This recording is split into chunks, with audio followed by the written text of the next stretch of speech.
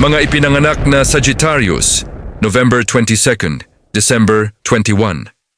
Alam mo ba na ang mga Sagittarius ay kilala bilang mga taong malaya ang isip at mahilig sa adventure? Kung isa kang Sagittarius, malamang hindi ka kontento sa paulit-ulit na routine.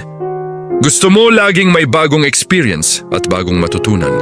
Ang Sagittarius ay diretso magsalita. Wala kang paligoy-ligoy, kung ano ang totoo, yun ang sinasabi mo. Dahil dito, minsan napagkakamalan kang prangka o harsh. Pero ang totoo, honest ka lang talaga. Pagdating sa pakikipagkaibigan, masaya kang kasama. Optimistic, palabiro, at positive thinker. Ikaw yung taong kayang magpatawa kahit sa gitna ng problema. Mahilig ka rin sa travel, exploration, at pakikipag-usap sa iba't ibang klase ng tao. Sa pag-ibig naman, gusto mo ng partner na hindi ka sasakal. Importante sa iyo ang tiwala at personal space. Hindi ka masyadong clingy, pero kapag mahal mo, totoo at tapat ka. Pero syempre, may challenges din. Minsan, nagiging impulsive ka at madaling mabore kapag paulit-ulit ang nangyayari.